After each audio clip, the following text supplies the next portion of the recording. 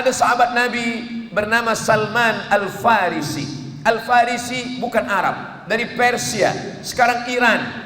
Salman Al-Farisi datang ke kota Makkah Al-Mukarramah, bersyahadat di hadapan Nabi, asyhadu an la ilaha illallah wa asyhadu anna Muhammadan Rasulullah. Ada sahabat Nabi yang berkulit hitam, Bilal bin Rabah namanya. Ini Mesir, di bawah Mesir Sudan. Antara Mesir dengan Sudan ada satu kampung bernama Nubia. Nubia inilah kampung Bilal bin Rabah. Orang Nubia ini warna kulitnya dua saja, hitam dan hitam sekali, tak ada warna lain. Allah ingin menunjukkan bahwa Allah tidak melihat warna kulit. Innallaha la yanzuru ila ajsamikum, Allah tak menengok bentuk rupa wajah kamu. Wala ila suwarikum, Allah tak menengok badan, Allah tak menengok rupa. Walakin yanzuru ila qulubikum, yang ditengok Allah adalah hati kamu. Kalau masalah yang berkulit putih, Quraisy, keturunan Nabi, maka dia adalah Abu Lahab. Abu Lahab anak daripada Abdul Muttalib, anak Hashim, anak Abdi Manaf, anak Qusay, keturunan Adnan, keturunan Ismail, anak kandung Nabi Ibrahim alaihissalam. Tapi yang dipandang Allah bukan darah Quraisynya, yang dipandang Allah kulitnya hitam. Manakala Islam sampai kepadanya, dia memilih Ahad, Ahad, Esa, Esa, tunggal, tak berbilang. Qul huwallahu ahad, Allahus samad. Maka semua orang Makkah memberikan anak-anaknya keluar untuk melemparkan batu kepada Bilal bin Rabah. Lalu apa kata Nabi SAW kepada Bilal saat Nabi berjumpa dengan Bilal? Wahai Bilal, aku mendengar suara selipar engkau di dalam surga. Apa amal engkau wahai Bilal? Kata Bilal, saya tak pernah meninggalkan 2 rakaat selepas berwudu. Maka yang belum melaksanakan 2 rakaat wudu, malam ini bila kita terjaga balik daripada tazkirah ini, kita amalkan terus. Bagi yang pakai usalli sunnatal wudu raka'ataini lillahi ta'ala. Nabi mengatakan kepada Bilal, wahai Bilal, aku dengar daffana alaika baina yadayya fil jannah. Aku dengar suara selipar engkau di dalam surga. Apa amal engkau wahai Bilal? Kenapa Bilal? Kenapa bukan Sayyidina Ali? Karena Sayyidina Ali sepupu Nabi. Kenapa bukan Utsman? Karena Utsman menantu Nabi. Kenapa bukan Sa'ad bin Ubadah? Karena Sa'ad bin Ubadah panglima perang. Kenapa bukan Sa'ad bin Rabi? Karena Sa'ad bin Rabi orang kaya. Kenapa bukan Abdurrahman bin Auf? Karena Abdurrahman bin Auf banyak harta. Bilal kulitnya hitam, miskin, tiada harta, bukan orang Quraisy, tapi mendengar, belum lagi mati, belum lagi meninggal dunia, Nabi sudah mendengar suara seliparnya di dalam surga. Boleh jadi Abdul Samad yang menyampaikan tazkirah malam ini lebih mulia lagi selipar Bilal bin Rabah. Maka ketika saya menyampaikan tazkirah, selepas tazkirah di masjid ada jamaah membagi tahu, Ustaz Samad, saya senang datang tazkirah Ustaz, tapi bila balik selipar saya hilang. Kata saya, mungkin selipar awak dah dulu masuk surga daripada awak. Allah memuliakan dia bukan kerana nasab, bukan kerana nasib. Mungkin ada satu nasab tapi beza nasib. Nasab dan nasib adalah pemberian Allah subhanahu wa ta'ala, tapi ada ikhtiar pada kita. Islam 1445 tahun yang lalu mengajarkan kita untuk berpadu bersama. Maka datanglah orang berjumpa dengan Nabi SAW. Ya Rasulullah, ummi qadimat, emak saya datang, tapi dia tak Islam. Emak saya ini rindu kepada saya. Dia datang dari kota Makkah, rindu seorang ibu walaupun berbeza agama. Ternyata beza agama tak dapat memutuskan kerinduan. Tapi nak berjumpa dengan ibu dia takut. Dia takut nanti masuk neraka. Dia takut nanti Islamnya rosak. Dia takut akidahnya fasid. Wahai Rasulullah, bagaimana emak saya yang datang menengok saya? Boleh saya berjumpa dengan dia? Nabi menjawab, siliha, sambunglah silaturahim dengan dia. Selepas itu dia bertanya lagi, kalau saya berjumpa dengan mak saya, takkan saya hanya berjumpa saja? Tentulah saya akan berikan cenderah hati, saya akan berikan hadiah. Bolehkah saya membagi hadiah pada dia? Kata Nabi, i'tiha, berikanlah hadiah kepada dia. perempuan yang memberikan hadiah kepada bundanya itu bernama Asma. Hadis itu hadis sahih, dijadikan oleh ulama Al-Azhar bernama Syekh Atiyah Saqar. Inilah hadis dalil boleh memberi haiwan kurban kepada orang yang tidak Islam, selama haiwan kurban itu kurban sunat, bukan kurban fardu, bukan kurban wajib. Jamaah bertanya ke saya, apa beza kurban sunat dengan kurban wajib? Kurban sunat itu kita berkurban tiap-tiap tahun, sedangkan kurban wajib itu itulah dia kurban nazar. Saya bernazar, bila saya menang saya akan berkurban, bila saya kalah sampai mati tak berkurban, bila saya boleh ada perlombaan musabaqah saya berkurban, maka itu kurban wajib. Kurban wajib tak boleh kita bagi kepada yang tak Islam, tapi kurban sunat maka kita bagi. Kenapa? Karena Islam tentang masalah membagi memberi, tidak menengok kepada agama orang. Bila kita nak tolong orang tenggelam, ada kebakaran, ada kecelakaan, aksiden, kita tak tanya agama dia. Bila kita tengok ada orang nak tenggelam dalam laut, na'udzubillah, Sabah berada di tepi laut, lautnya indah, cantik, gunung lengkap, pokok kayu dia indah, ada orang nak tenggelam, kita tak tanya dia, agama awak apa? Islam, saya tolong. Tak Islam, matilah. Bukan ajaran Islam. Apa kata Allah dalam Al-Quran? La yanhakumullahu anil ladhina lam yuqatilukum fid din wa lam yukhrijukum min diyarikum.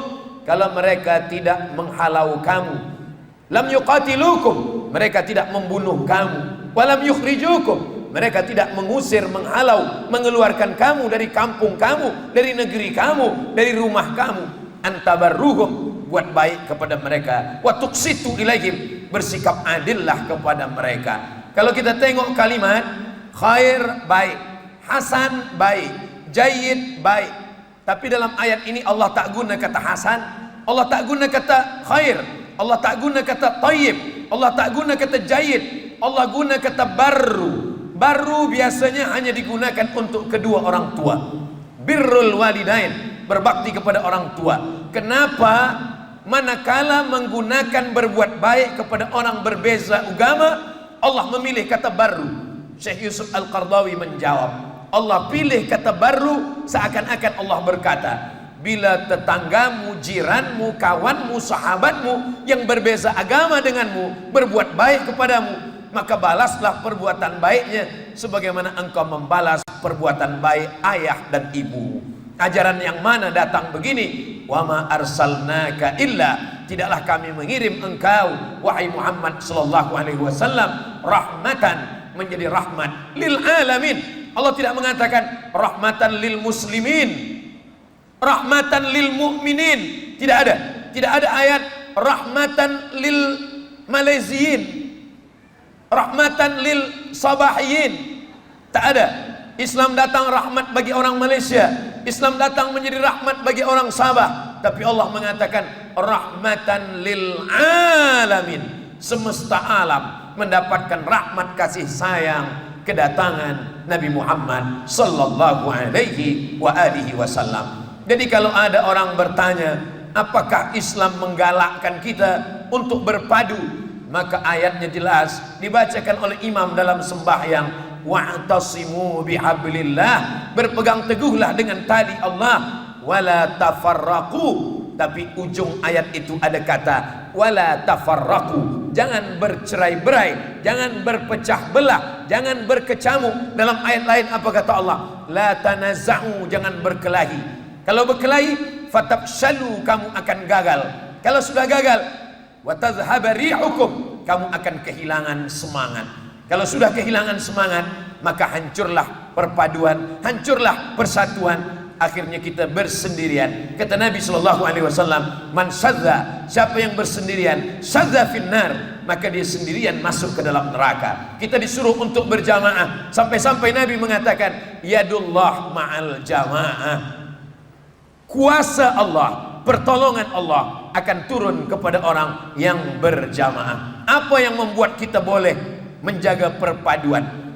Saya ringkaskan, paling tidak ada 5 poin yang membuat kita boleh menjaga perpaduan. Yang pertama adalah kita berasal dari asal yang sama. Kita berasal daripada tanah. Tanah yang sama, itulah asal kita semua. Tapi sekarang ini ada juga setengah orang yang mempermasalahkan. Ustaz Abdul Somad, ya, kalau memang kita ini semua dari tanah, mengapa ada yang baik, ada yang tak baik, ada yang sombong, ada yang rendah hati, ada yang takbur, ada yang tawaduk?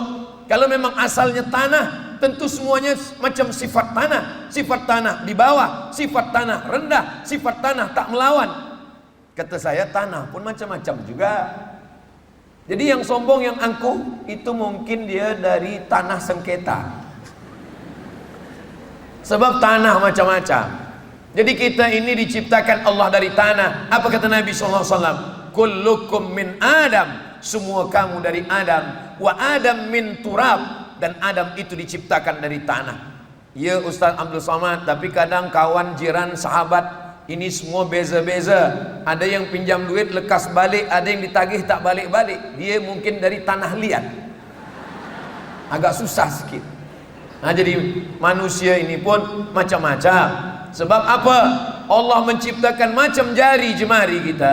Ada tinggi, ada rendah, ada gemuk, ada kecil, ada besar. Untuk apa? Supaya boleh bekerja sama dan bersama-sama. Kalau tangan ni, jari ni sama semua, dia tak boleh bekerja sama. Wa rafa'na fawqakum fawqa ba'din darajat. Kami buat kamu itu berbeza rupa, wajah, akal, fikiran, harta, kekuasaan. Supaya apa? Supaya kita boleh bersama-sama, berpadu. Itulah yang sedang kita nikmati hari ini. Abdul Somad boleh menyampaikan tazkirah di Sabah, malam tadi di Sandakan, hari ini pula di Tuaran, esok pula di Tawau, selepas itu akan balik lagi ke Sumatera, ke Riau. Apa maknanya? Perbezaan kita sampai hari ini belum ada orang Malaysia, orang Sabah yang mempermasalahkan saya datang dari mana, duduk di mana. Abdul Somad dipandang sebagai seorang saudara. Abdul Somad datang dianggap sebagai seorang saudara. Apa yang mempersaudarakan kita? Setidaknya ada 3. Yang pertama, sama-sama hamba Allah. Yang kedua, sama-sama orang Melayu. Yang ketiga, sama-sama manusia. Kalau ditengok perbezaan, tentulah amat sangat banyak perbezaan kita. Apa beza? Tentu beza. Tuan hitam, saya hitam manis. Beza banyak-banyak.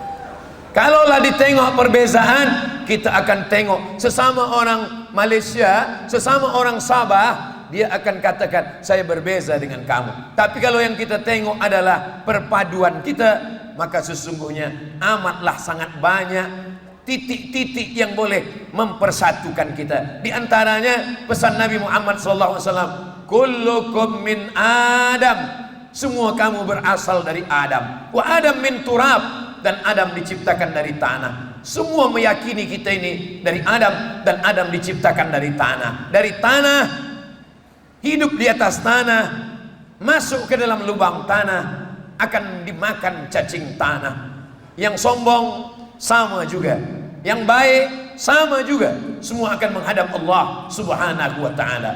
Ustaz Abdul Somad yang membagi tazkirah, kalau mati jamaah yang sayang, apa kata jamaah? Ustaz Abdul Somad tak usahlah kita kubur, kita sayang dengan dia. Dia tetap juga akan masuk ke dalam liang lubang tanah. Jamaah yang akan masuk menyerahkannya kepada cacing-cacing tanah. Semua akan menghadap Allah Subhanahu wa ta'ala. Yatsba'ul mayyita salasun. Yang mengiringinya ramai, tapi yang tetap kekal abadi hanyalah amal-amal saleh.